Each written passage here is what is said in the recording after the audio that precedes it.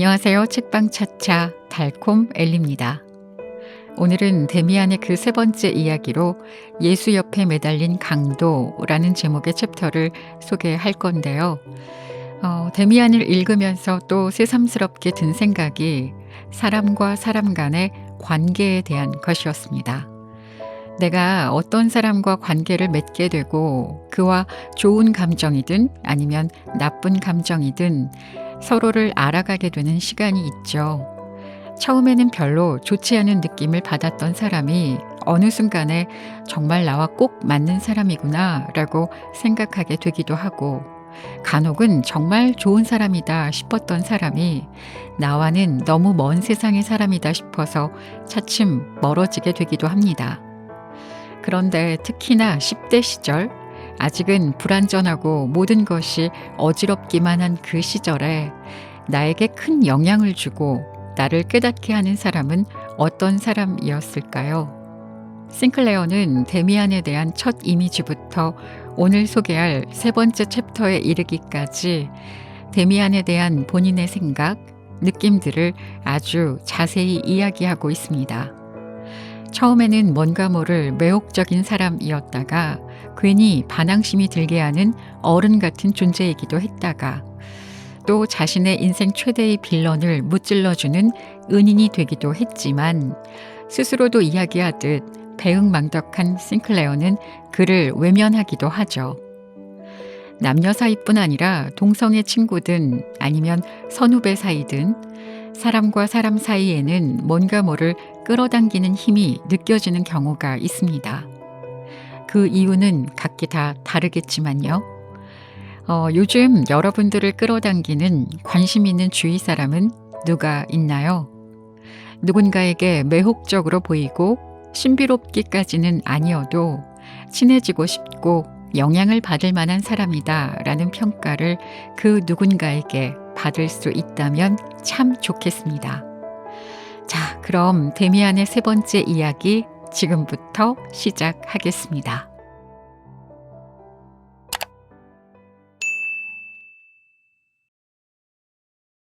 아버지와 어머니의 보호 아래 있었던 안전한 내 유년 시절의 생활에 대해, 또는 사랑과 온화함, 밝은 환경 속에서 만족스럽고도 즐겁게 성장할 수 있었던 생활에 대해 나는 아름답고 사랑스러운 단어들을 총동원해 표현할 수 있다.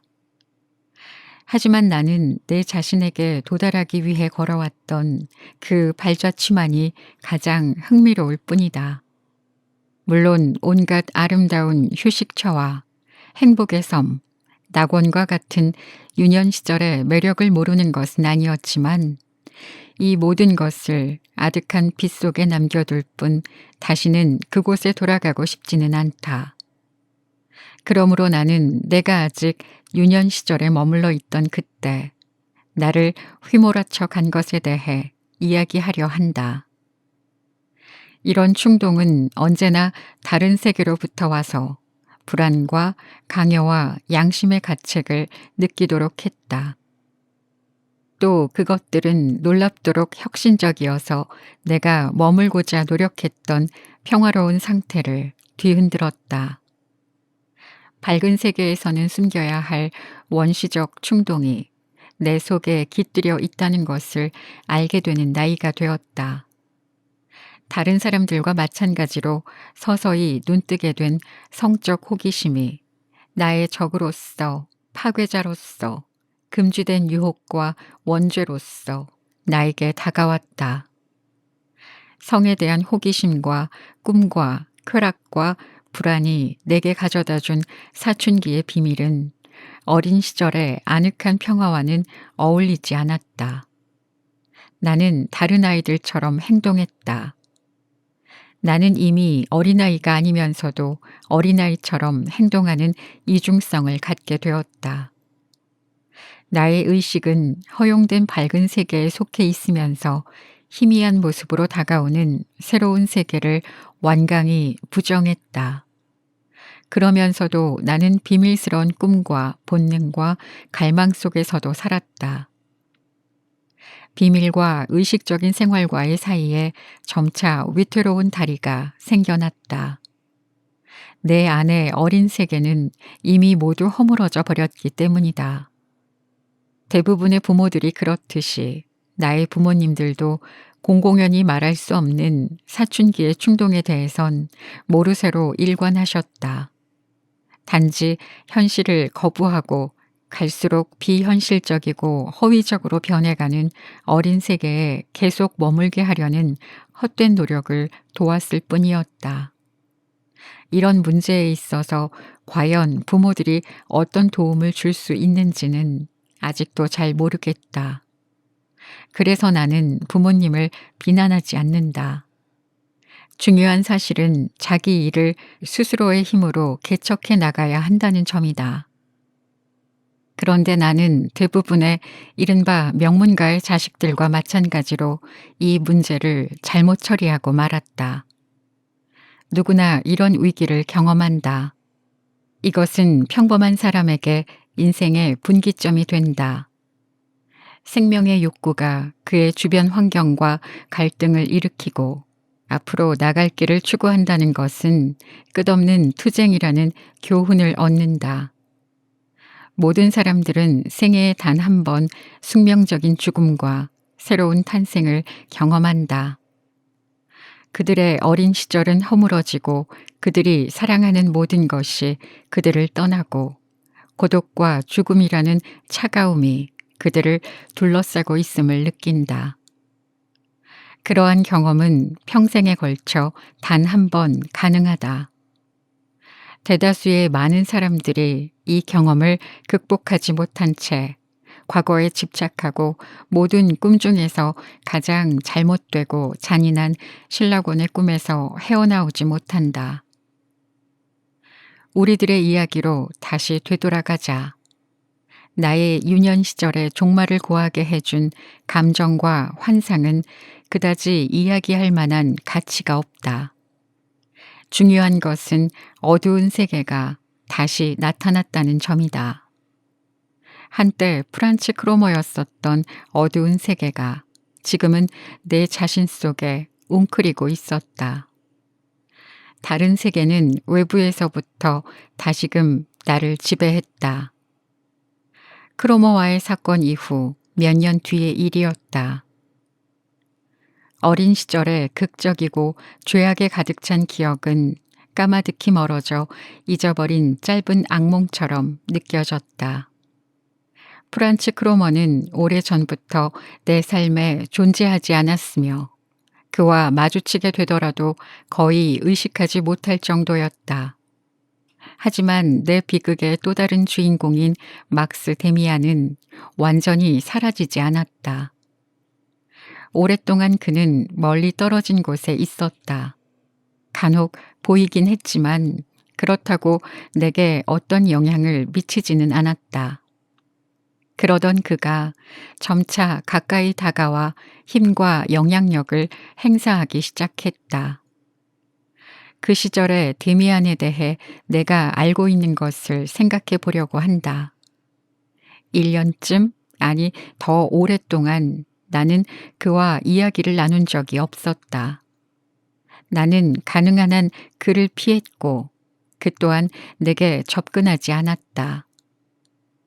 언젠가 한번 우리가 서로 마주치게 되었을 때 그는 나에게 목례를 했다.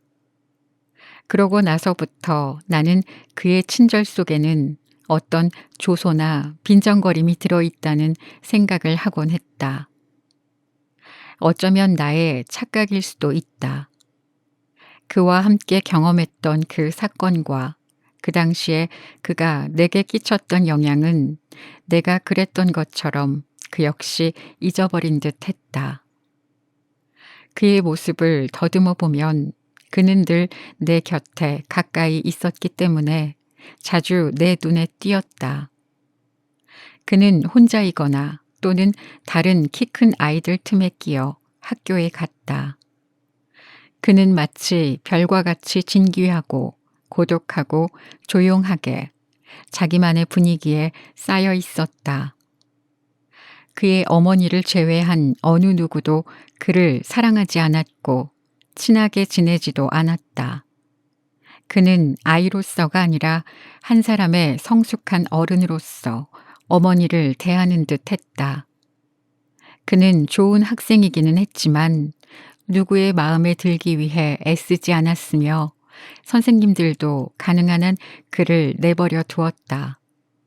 가끔 그가 선생님에게 심한 도전이나 풍자로 생각되는 말이나 비평, 항의를 했다는 소문이 돌았다. 눈을 감고 생각해 보면 그의 모습이 떠오른다. 그것은 어디였을까? 이젠 그곳도 머릿속에 떠오른다.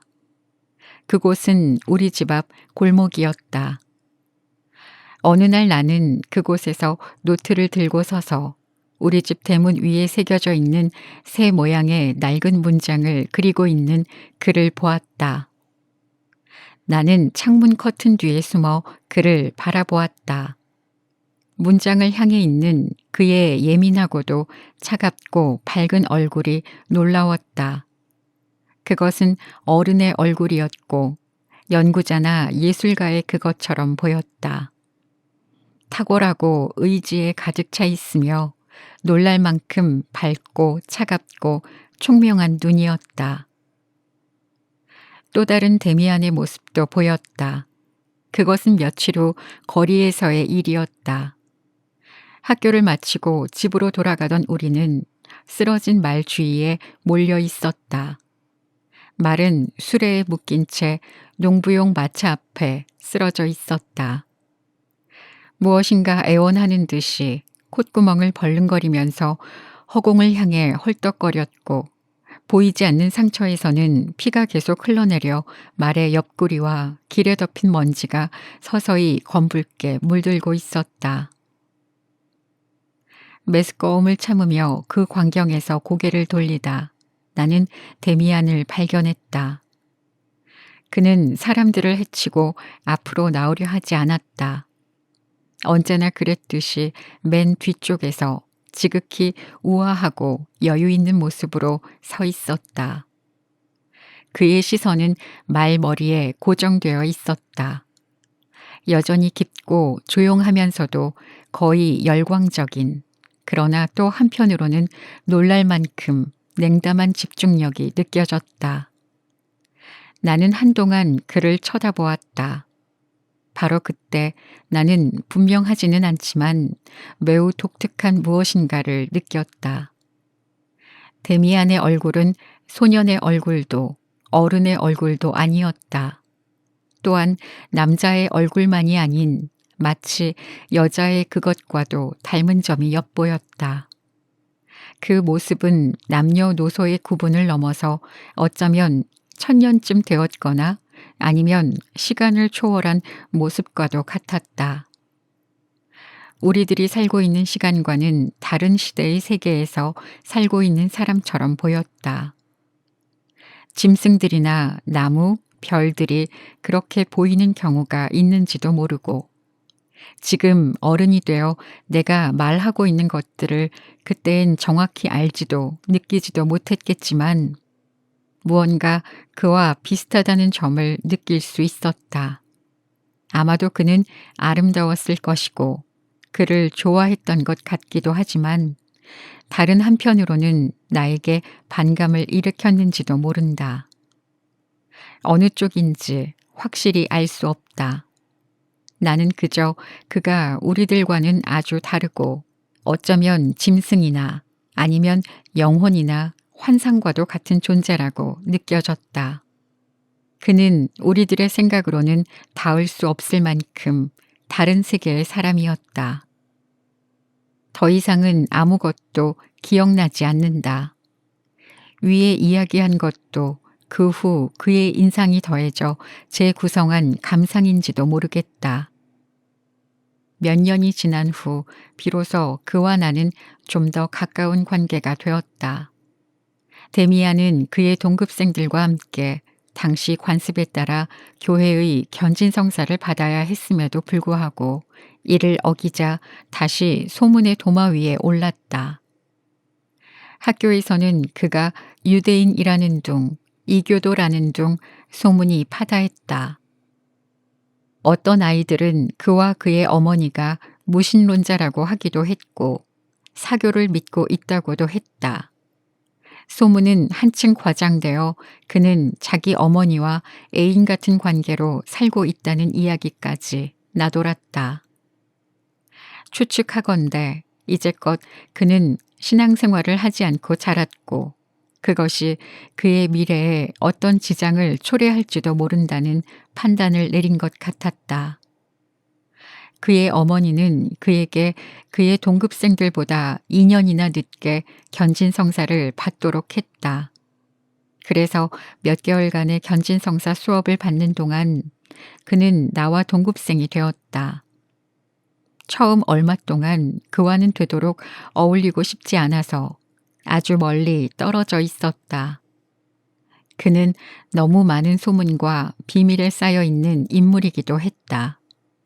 그러나 진실을 말하자면 크로모의 사건 이후 나의 마음속에 남아있던 채무감이 나로 하여금 그와 어울리는 것을 방해하고 있었다. 때마침 나로서도 나의 비밀로 인해 그에게 신경 쓸 겨를이 없었다. 견진성사 수업 기간은 성적인 문제에 관해 결정적으로 눈을 뜨게 된 시기와 일치했기 때문에 나의 의지와는 달리 경건한 교리 따위는 머릿속에 전혀 들어오지 않았다.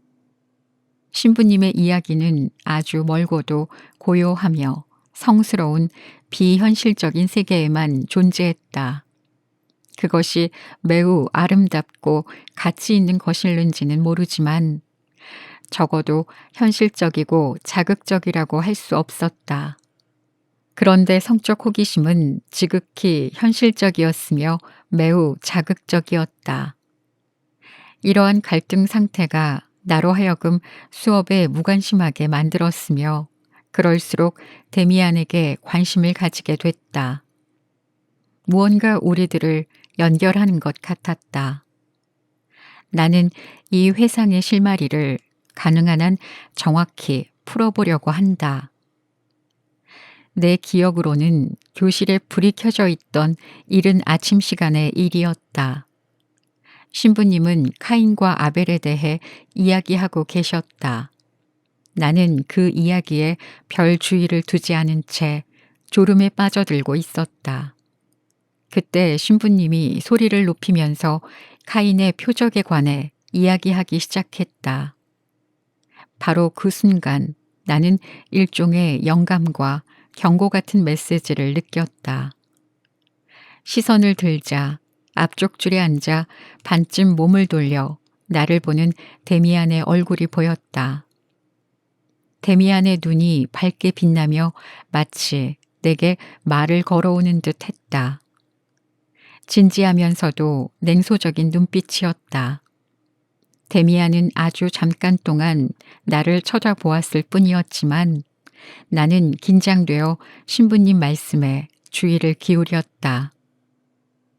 나는 그가 카인의 표적에 대해 이야기를 하고 있으며 신부님의 가르침을 보는 관점에 따라 달리 생각할 수 있고 비판할 수도 있다고 생각하고 있음을 느낄 수 있었다.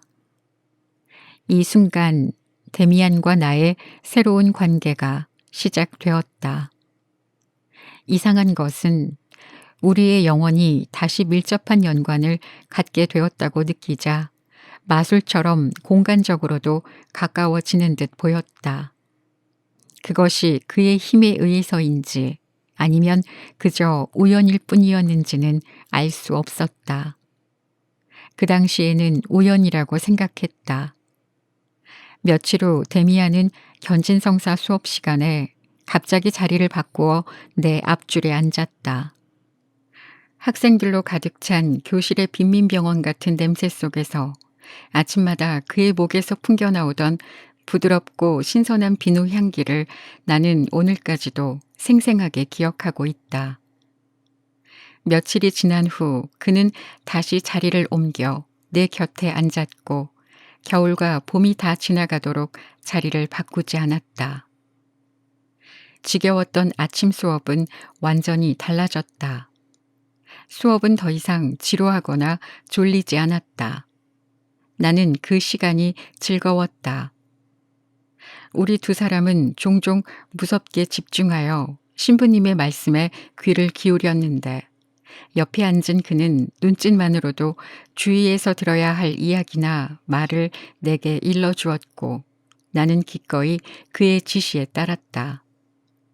그에게서 특별한 시선을 받으면 나는 신부님의 말씀을 의심했으며 비판적으로 생각했다. 그러나 때로 우리는 자주 수업을 빼먹는 충실치 못한 학생이기도 했다. 데미안은 언제나 선생님과 학급 친구들에게 예의를 갖춰 행동했다. 아이들이 흔히 하는 어리석은 행동을 한 적이 없었을 뿐만 아니라 크게 웃거나 떠들지 않았으며 선생님께 꾸중을 듣는 일도 없었다. 그러나 그는 조용히 속삭인다기보다는 오히려 손짓이나 눈짓으로도 나를 그 자신이 하고 있는 일로 끌어들일 수 있었다. 신기한 방법이었다. 예를 들면 그는 나에게 어떤 아이가 그의 흥미를 끌고 있는지, 그가 어떤 방법으로 그 아이를 관찰하는지 말해준 적이 있었다. 많은 아이들에 관해 그는 매우 정확히 파악하고 있었다. 그는 수업이 시작되기 전에 나에게 말했다. 내가 엄지손가락으로 너에게 신호를 하면 저 아이가 우리를 돌아다 보거나 목덜미를 극적거릴 거야. 수업이 시작되어 내가 그 일에 관해 거의 잊고 있을 무렵 데미안은 갑자기 눈에 띄는 몸짓으로 엄지손가락을 나에게 보였다. 내가 재빨리 지적된 그 아이를 보면 그 아이는 을에 무슨 철사줄에라도 끌려오듯이 우리를 쳐다보거나 머리를 극적였다. 나는 선생님에게도 시험해보자고 졸랐지만 그 부탁은 들어주지 않았다. 그러나 과제를 해오지 않았던 어느 날 신부님이 나에게 질문을 하지 않았으면 좋겠다고 했더니 데미안이 내 부탁을 들어주었다. 문답 교과서 한 구절을 암송시킬 아이를 찾던 신부님의 시선이 불안해하는 내 얼굴에 멈췄다. 신부님은 천천히 데미안 옆으로 다가와서는 그를 향해 손짓을 하면서 내 이름을 막 부르려던 찰나 그는 마음이 복잡해진 듯 옷깃을 만지작거리더니 자기를 응시하고 있는 데미안에게로 시선을 옮겼다. 그에게 무엇인가를 물어보려고 하다가는 갑자기 몸을 돌려 두어 번 기침을 한 후 결국 다른 학생을 지목했다. 내가 이 장난을 대단히 재미있어 하는 동안 데미안이 이따금 나에게도 같은 장난을 하고 있다는 것을 알게 되었다. 학교에 가는 길에 갑자기 데미안이 내 뒤를 따라오고 있다는 느낌이 들어 되돌아보면 정말로 그가 거기에 있었다. 정말로 너는 네가 원하는 대로 다른 사람이 생각할 수 있도록 하는 거야? 나는 그에게 물었다. 그는 어른처럼 친절하고 조리 있게 설명해 주었다. 아니, 그는 말했다. 그건 불가능한 일이야. 신부님은 그렇다고 말씀하시지만 사람은 자유의지 같은 건 갖고 있지 않거든. 사람은 자기가 원하는 걸 생각할 수 없고 또 나도 내가 원하는 것을 남에게 생각하게 할 수 없어. 그러나 한 사람을 주의 깊게 관찰할 수는 있지. 그러면 때때로 그 사람이 무슨 생각을 하는지 또는 무엇을 느끼는지 꽤 정확하게 알 수 있게 돼. 그렇게 되면 대개는 그 사람이 다음 순간에 무엇을 하리라는 것도 예측할 수 있는 거야. 아주 간단해. 단지 다른 사람들이 그것을 모를 뿐이지. 물론 연습이 필요하긴 해. 예를 들면 나비 중에는 수컷보다는 암컷의 개체수가 훨씬 적은 종류인 분화비가 있어. 분화비도 다른 곤충과 같은 방식으로 번식을 하지. 수컷이 암컷을 수정시키면 암컷이 알을 낳는 거야. 만약 네가 지금 이 분화비 암컷을 한 마리 가지고 있다고 한다면 자연과학자들이 자주 하는 실험인데 밤이 되면 이 암컷을 찾아 수컷들이 날아오는 것을 볼 수 있을 거야. 몇 시간이나 걸리는 먼 곳으로부터 날아와. 몇 시간이나 되는. 생각해봐. 몇 킬로미터나 떨어진 먼 곳에서도 수컷들은 그 부근에 있는 유일한 암컷의 냄새를 맡을 수 있는 거야. 사람들은 그 사실을 증명해 보려고 애쓰지만 그건 그리 쉽지 않아. 일종의 냄새나 그 비슷한 뭔가가 있을 거야. 사냥개가 눈에 보이지도 않는 흔적을 추적하는 것처럼 말이지. 알아듣겠니? 그것도 바로 이런 종류의 일이지. 자연계에서는 이런 일이 얼마든지 있지만 아무도 그것을 정확하게 설명할 수는 없어. 그렇지만 이렇게 말할 수는 있겠지. 만일 그 분화비의 암컷이 수컷만큼 많이 있었다면 수컷도 그렇게 예민한 후각을 갖게 되진 않았을 거야.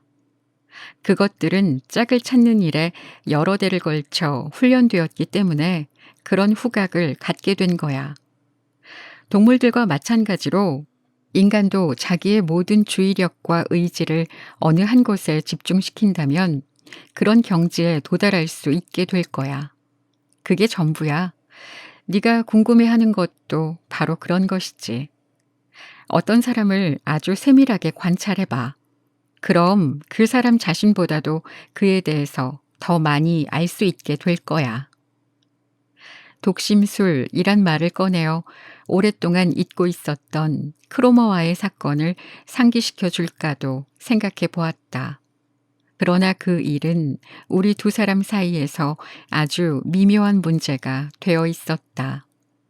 그가 몇 년 전에 내 생활에 관여했던 그 일에 대해서는 그나 나나 결코 무심결에라도 입 밖에 내지 않았다.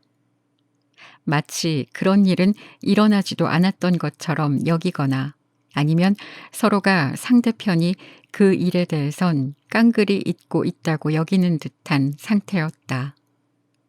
한두 번쯤 길을 걷다가 크로머와 마주친 적도 있었지만 우리는 서로 시선을 교환하지도 않았고 그에 관한 이야기를 나누지도 않았다. 그럼 의지는 어떻게 되는 거니? 내가 물었다. 넌 사람은 자유의지를 갖고 있지 않다고 말하면서도 또 사람이 그의 의지를 어느 곳에 집중시키면 자기의 목적에 다다를 수 있다고 말했어. 그건 모순이야. 만약 내가 내 의지를 지배할 수 없다면 내 의지를 임의로 어느 한 곳에 집중시킬 수도 없잖아. 그는 내 어깨를 쳤다. 그건 내가 그를 기쁘게 했을 때 그가 하는 행동이었다. 맞아, 좋은 질문이야. 그는 웃으면서 말했다. 사람은 항상 질문하고 의심해야 하는 거야. 그렇지만 그 문제는 지극히 단순해. 예를 들어 아까 이야기한 분화비가 자기 의지를 별이라든가 또는 그 밖의 다른 곳에 집중시키려고 한다면 그건 불가능해. 분화비들은 애초에 그런 노력조차 하지 않겠지만 분화비는 오직 그들을 위해 의의와 가치를 가지는 것, 그들이 필요로 하고 절대로 가져야 하는 것만을 찾아. 바로 그렇게 할 때만이 믿을 수 없는 일까지 성공할 수 있기 때문이지. 그럴 때 그들은 그들 외엔 다른 어떤 짐승도 가질 수 없는 불가사의한 육감을 발전시킬 수 있어.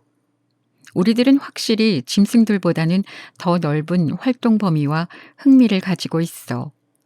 하지만 우리들 역시 매우 좁은 범위 안에 제약받고 있어서 그 이상을 성취하긴 힘들어. 나는 이것저것 상상할 수도 있고 북극에 가고 싶다든지 하는 공상을 할 수도 있지. 그러나 그 소원이 정말 내 자신의 내면에 충분히 깃들고 나의 전 존재가 그것으로 가득 차 있을 때에만 그것을 실행할 수 있고 강하게 바랄 수도 있는 거야. 그렇게만 된다면 네가 너의 내면에서 요구하는 바를 시험해 보기 무섭게 실현될 것이고 너의 의지를 잘 훈련된 망아지처럼 다룰 수 있을 거야. 가령 내가 지금 신부님이 앞으로는 안경을 쓰지 않게끔 하려고 생각한다면 그건 이루어지지 않아. 단순한 장난에 불과할 뿐이니까. 지난 가을에 말이야, 나는 앞쪽에 있는 내 자리를 옮겼으면 하는 확고한 의지를 가졌었어. 그건 아주 잘 되었지. 그때 마침 알파벳 순으로 내 앞에 앉아야 하는 이름을 가진 애가 나타난 거야.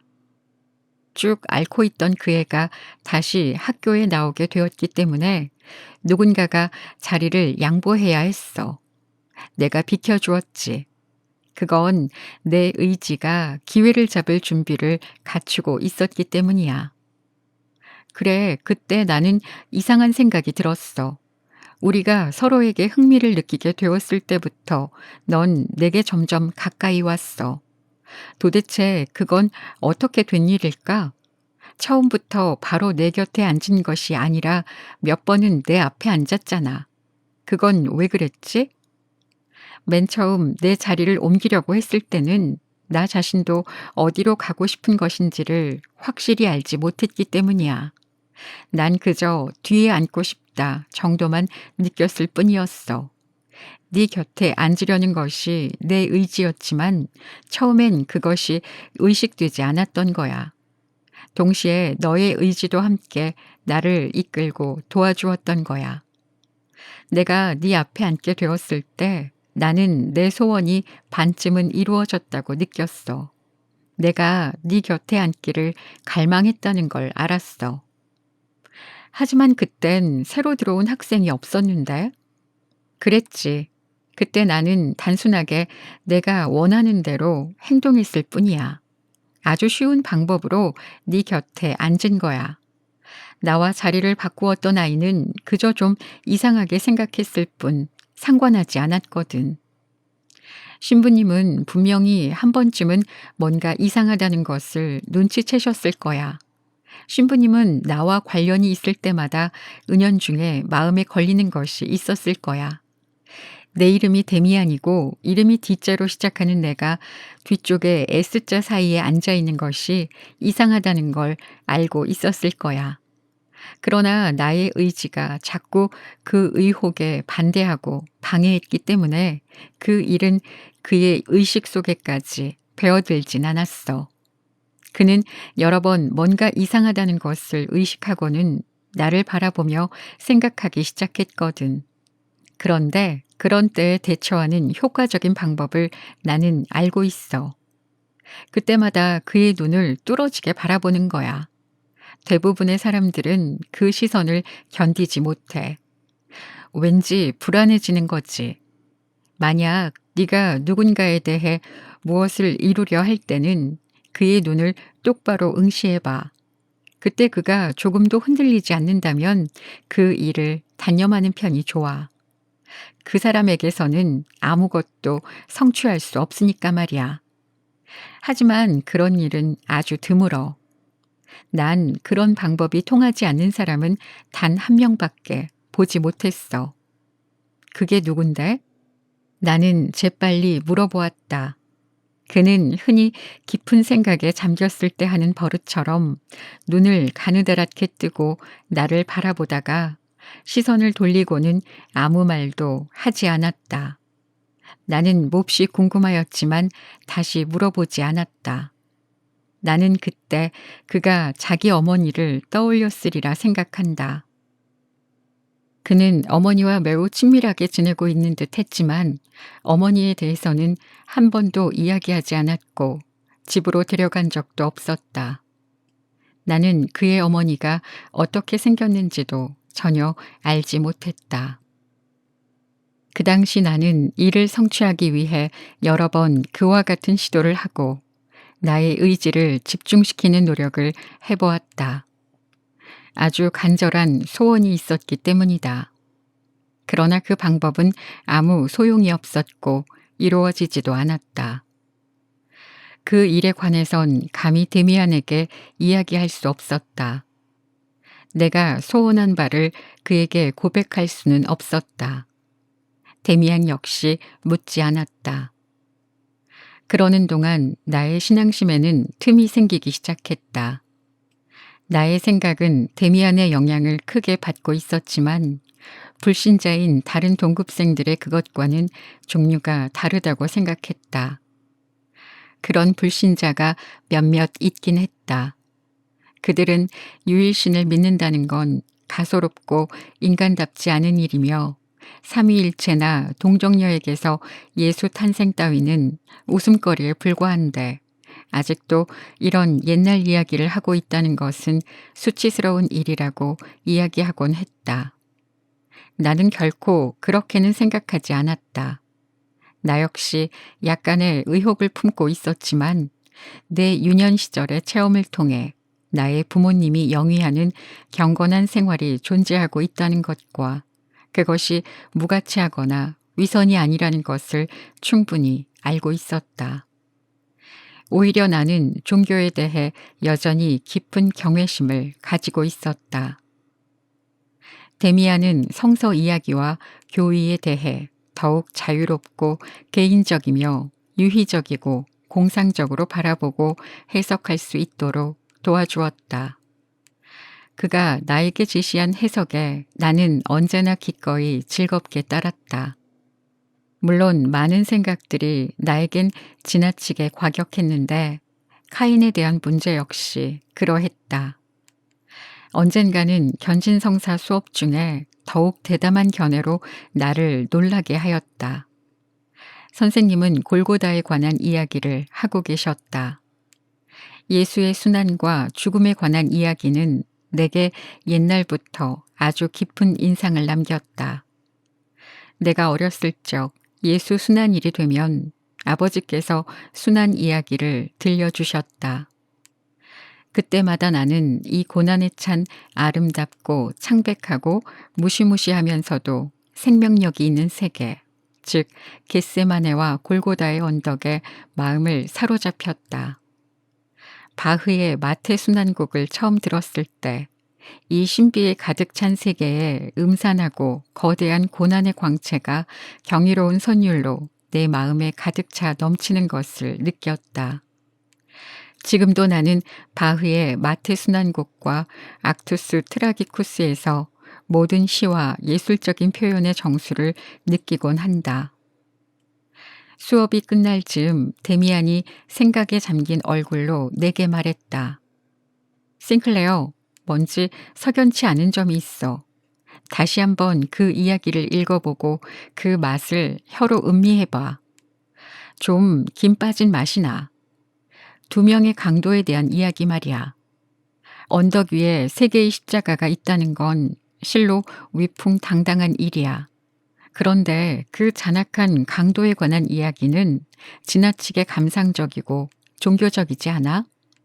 그는 죄인이고 누가 봐도 수치스러운 행동을 하던 자인데 이제 와서 그렇게 쉽게 회개하고 후회의 눈물을 흘리다니 말이야. 무덤을 코앞에 두고서 그따위 회개가 무슨 소용이 있어? 그런 일이 가능할까? 그건 한낱 감상적이고도 교화적인 배경을 가진 달콤한 속임수에 불과할 뿐이야. 만약 나에게 두 강도 가운데 신뢰감을 가질 수 있는 상대를 한 명 선택하라고 한다면 난 이 눈물을 찔끔거리는 개심자를 택하진 않을 거야. 단연코 다른 강도를 택하겠지. 그는 사내답고 개성 있는 자이기 때문이야. 그는 자기 처지에서 본다면 단지 달콤한 유혹이 지나지 않는 개종 같은 것은 거들떠보지도 않은 거야. 그는 마지막까지 자기 자신에게 충실했고 최후의 순간까지도 이제까지 그가 손잡았던 악마에게 비겁하게 등을 돌리진 않았어.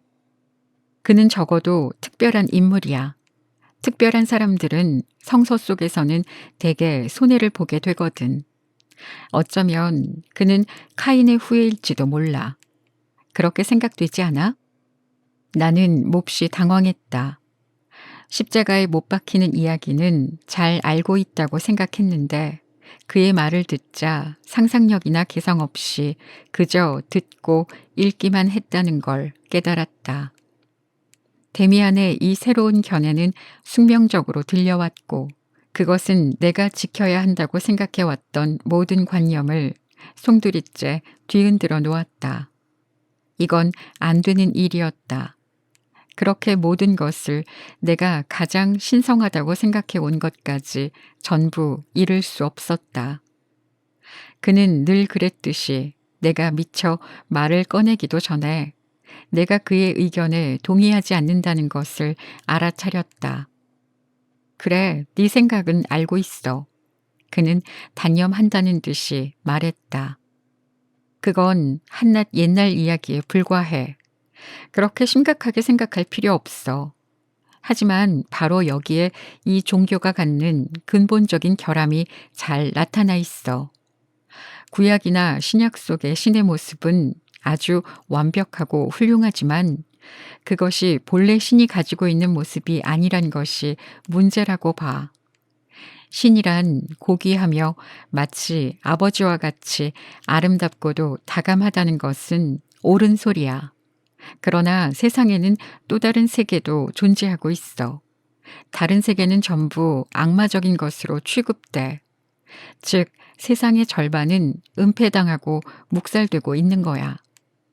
신을 모든 생명의 근원으로 찬양하면서도 생명을 가능하게 하는 성생활은 전적으로 묵살하고 악마적인 것, 죄 많은 짓으로 단정해버리는 건 이치에 맞지 않아. 나는 사람들이 여호와를 숭배하는 것 자체를 반대하진 않아. 그렇지만 나는 이 세상에 존재하는 전부를 인정하고 신성시해야 한다고 생각해.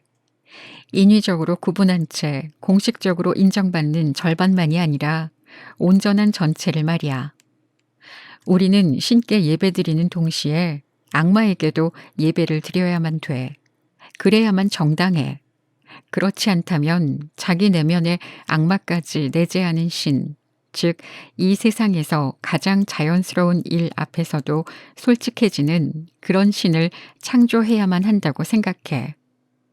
그는 그답지 않게 대단히 흥분해 있었으나 곧 진정하여 미소를 짓더니 더 이상 강요하지 않았다. 그러나 그 말은 내가 누구에게도 말하지 못한 채 혼자서만 간직하고 있던 소년 시절의 깊은 고민을 그대로 간파하고 있었다. 데미안이 말한 공인된 신적인 세계와 금주된 악마의 세계에 관한 생각은 바로 나 자신의 생각과도 같았다. 두 개의 세계 또는 세계의 두 부분에 관한 밝은 세계와 어두운 세계에 관한 내 생각 그대로였다. 나의 문제가 곧 모든 사람의 문제이며 모든 생명과 사색의 근본이 되는 문제라는 인식이 마치 성령처럼 내 마음속을 지나갔다. 나의 개인적인 생활과 견해가 위대한 이념의 강에 깊이 관여하고 있다는 것을 느꼈을 때 나는 불안하면서도 경건한 마음이 되었다. 그러한 깨달음은 나의 존재를 증명해주고 행복감을 주는 듯 했지만 마냥 즐겁지만은 않았다. 깨달음엔 가혹하고도 떫은 맛이 있었다. 그 속에는 인생에 대한 책임이 나는 더 이상 어린아이가 아니며 인생을 혼자의 힘으로 헤쳐나가야 한다는 책임감이 내재해 있었기 때문이었다. 나는 처음으로 이런 느낌을 이야기하면서 데미안에게 어린 시절부터 품고 있던 두 개의 세계에 대한 생각을 털어놓았다. 그는 내 이야기를 들으면서 나의 가장 내면적인 감정이 그의 견해와 일치하며 또 정당하다는 것을 알게 되었다.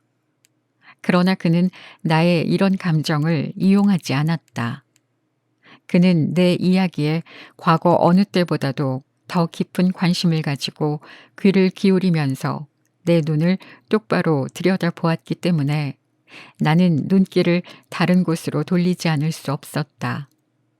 그의 시선 속에는 내가 직시할 수 없는 어떤 묘하게 동물적인 시간을 초월하여 나이를 상상할 수 없는 무언가가 느껴졌기 때문이었다. 우리 언제 다시 한번 이 문제에 대해 이야기해보자. 그는 달래듯이 말했다. 난 네가 사람들에게 말할 수 있는 이상의 것을 생각하고 있다는 것을 알아. 너 또한 네가 생각한 대로 전부 살지 못했다는 것을 알고 있겠지. 그건 좋지 않아. 우리가 실제로 살아갈 수 있는 생각만이 가치가 있는 거야. 넌 허용된 세계가 세계의 절반에 불과하다는 것을 이미 알고 있어. 그러면서도 신부님이나 선생님들이 그랬듯이 다른 절반의 세계를 은폐하려고 했던 거야. 그런 시도는 성공할 수 없어. 이미 생각을 시작한 사람은 누구나 마찬가지야. 그의 이야기는 내 마음에 깊이 와닿았다. 나는 외치다시피 말했다. 하지만 사실상 금지된 추악한 것들도 이 세상엔 존재하고 있어. 너도 그 사실을 부정하지는 않을 거야. 하지만 그것들은 금지되어 있기 때문에 우리로서는 단념할 수밖에 없어. 난 살인이라든가 다른 여러 가지 가능한 죄악이 존재한다는 걸 알아. 하지만 그것이 존재한다고 해서 내 스스로 범죄자가 되어야만 하는 건 아니잖아. 그런 것들을 오늘 모두 해결할 수 없어. 그는 나를 진정시키려 했다. 넌 살인을 하거나 소녀를 강간해서는 안 돼. 그건 절대로 안 되는 일이야. 너는 아직도 허용된 것과 금지된 것이 무엇인지 너 스스로 깨달을 수 있는 데까지는 못 갔어. 단지 진리의 아주 작은 한 조각을 느낀 데 불과해. 다른 많은 부분들도 깨달을 수 있게 될 거야. 그렇게 알고 있으면 되는 거야. 넌 1년 전부터 너의 내면에 어떤 충동을 가지고 있었을 거야. 그것이 다른 어떤 충동보다도 강하기 때문에 금지된 것으로 간주하는 거야. 그리스 사람이나 다른 민족들은 우리 민족과는 반대로 그러한 충동을 일종의 신성한 것으로 여겨서 굉장한 축제를 벌이고 신봉했어. 금지된 것은 영원한 것이 아니라 변할 수도 있어. 오늘이라도 신부님 앞에서 결혼하면 누구든 당장 여자와 잘 수 있잖아.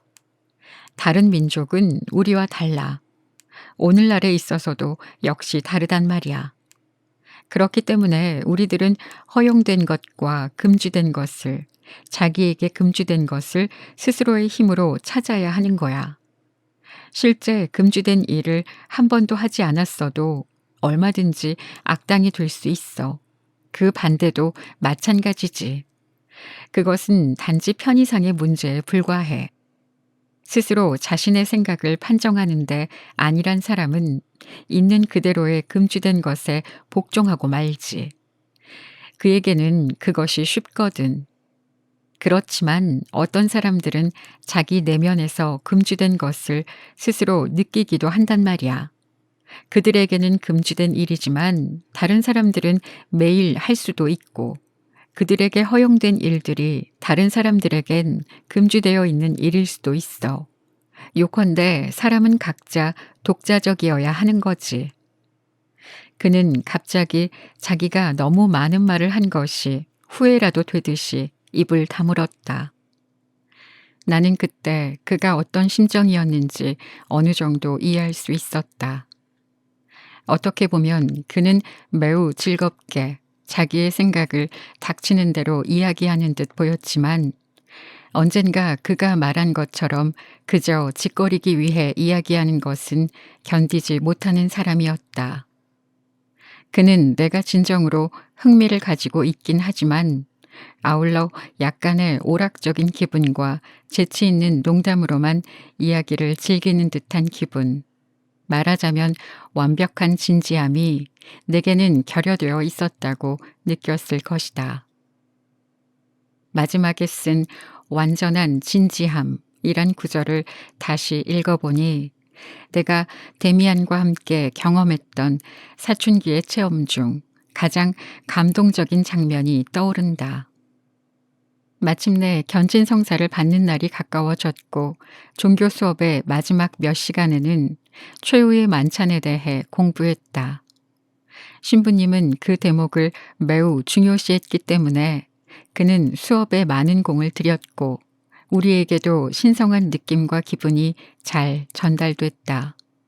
그러나 마지막 두서너 시간의 수업에 내 생각은 다른 곳에 가 있었다.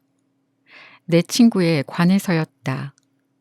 교회라는 공동체로의 엄숙한 입문이라 할 견진 성사를 준비하는 이 반년 동안 나는 종교 수업 중에 신부님 설교보다 데미안의 영향력 안에 지낸 것에 더 가치를 두고 있었다. 이제 나는 교회가 아니라 아주 다른 것, 즉 사상과 개성의 교단에 입회할 준비가 되어 있었다. 그것은 어쨌든 이 세상에 분명히 존재할 것이었고 데미안이 대표자이거나 사도로 느껴졌다. 나는 이런 생각을 지우려고 애썼다. 어떻든 간에 나는 견진성사의 의식만큼은 진심으로 경건하게 치르고 싶었다. 그런데 이것은 나의 새로운 생각과 조화를 이루기 어려웠다. 그럼에도 불구하고 나는 내가 원하던 바를 이루고 싶었고 그 소원은 간절했다. 그 생각은 다가온 교회 의식에 대한 생각과 결부되었다. 결국 나는 다른 사람과는 다르게 의식을 치르리라 결심했다. 내게 있어서 그 의식은 데미안에 의해 알게 된 사세계 세계로의 입문을 의미했다. 그와 다시 한번 열띤 토론을 벌인 것은 그 무렵의 일이었다.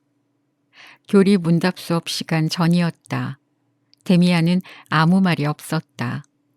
그는 조숙하고 잘난 척하며 대드는 내 이야기를 그리 달갑지 않게 여기고 있었다. 우린 말을 너무 많이 하고 있어. 그가 정색하며 말했다. 말뿐인 이야기는 아무 가치가 없어. 자기 자신으로부터 멀어질 뿐이야. 자기 자신에게서 멀어진다는 건 죄악이야. 사람이란 마치 거북이처럼 자기 자신 안으로 완전히 들어가지 않으면 안 돼. 그러고 나서 곧 우리는 교실로 들어갔다. 수업이 시작되었고 나는 수업에 열중하려 애썼고 데미안도 나를 방해하지 않았다. 잠시 후 나는 그에게서 어떤 독특한 것, 공허함이나 냉정함, 어쩌면 그의 자리가 텅 빈 것과 같은 기분을 느꼈다. 그 느낌이 가슴을 압박하기 시작하자 나는 그를 쳐다보았다. 그는 여전히 바르고 단정한 자세로 앉아 있었다. 그럼에도 불구하고 지금까지와는 달라 보였다. 무엇인가가 그에게서 떨어져 나간 듯이 보였다. 내가 알 수 없는 무엇인가가 그에게서 흘러나와 그를 감싸고 있는 듯 했다. 나는 그가 눈을 감고 있다고 생각했지만 그는 눈을 뜨고 있었다. 그렇지만 그 눈은 그 어떤 것도 쳐다보지 않았다. 사물을 보는 눈이 아니었다. 눈은 단지 물끄러미 열려 있을 뿐 내면의 세계 또는 아득한 먼 세계를 향해 있었다. 완전한 정지 상태로 그는 미동도 없이 앉아 있었다. 숨조차 쉬지 않는 듯 했다. 그의 입은 마치 나무에 새겨놓은 듯 했고 얼굴은 창백하여 돌처럼 보였다. 갈색의 머리카락만이 생기를 띠고 있었다. 두 손은 자기 앞 책상 위에 놓여 있었는데 마치 돌이나 과일 같은 물체처럼 생기가 없고 고요하며 창백하게 움직이지 않았다. 그것은 늘어져 있는 것이 아니라 숨어 있는 강력한 생명을 감싸고 있는 야무지고 질 좋은 껍질처럼 보였다. 그 광경에 나는 전율을 느꼈다. 그는 죽었다 하는 생각이 들었으며 하마터면 큰 소리로 그렇게 외칠 뻔했다. 그러나 나는 그가 죽지 않았다는 것을 알고 있었고 매혹된 눈빛으로 그의 창백하고 굳어버린 가면을 응시하고 있었다. 그리고 이런 모습이 진짜 데미안임을 느꼈다. 지금까지 나와 함께 걷고 이야기하고 때론 상대역을 맡아주고 친절함으로 내게 도움을 주던 데미안은 절반에 불과했다. 진짜 데미안은 이처럼 굳어있고 고색 창연하고 짐승 같기도 하고 아름다우며 차갑게 죽어있으면서도 그 내면에는 더할 나위 없는 생명력이 충만했다. 그의 주위에는 절대 고요의 공허, 에테르와 별이 가득한 하늘, 그리고 고독한 죽음이 에워싸고 있었다. 그가 완전히 내면 세계로 몰입했음을 느끼고 나는 전율했다. 이렇게 고독한 적은 없었다. 그와 나는 아무런 관계없는 존재였고 그는 내가 도달할 수 없는 존재였으며 세상에 가장 멀리 떨어져 있는 섬보다 더 먼 곳에 있었다. 지금 누군가가 그를 바라본다면 오싹하고 몸서리칠 것이다. 그런데 실제로 그를 눈여겨보는 사람은 아무도 없었다. 그는 석상처럼 꼿꼿하게 앉아 있었다. 파리 한 마리가 그의 이마 위에 앉더니 천천히 코와 입술로 내려왔다. 그러나 그는 눈썹 하나 까딱하지 않았다. 그는 도대체 지금 어디에 있는 것일까? 무엇을 생각하고 무엇을 느끼고 있는 것일까? 하늘 또는 지옥에 있는 것일까? 그에게 그것을 물어본다는 것은 불가능한 일이었다.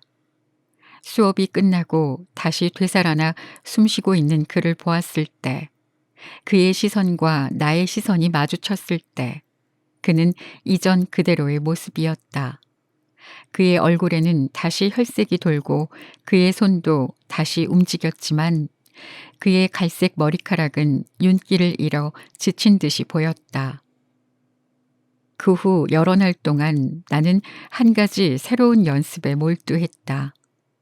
의자에 똑바로 앉아 눈을 한 곳에 고정시키고 부동 자세를 한 채 얼마나 오래 견딜 수 있는지, 그리고 그때 무엇을 느낄 수 있는지를 알고 싶었다.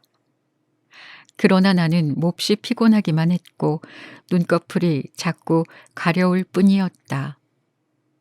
얼마 지나지 않아 견진성사를 받았지만 그에 대한 기억은 거의 남아있지 않다. 그 후로 모든 것이 달라졌다.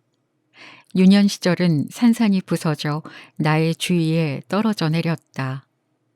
부모님은 나를 대할 때 매우 당황했으며 누나들 또한 아주 낯설어 했다.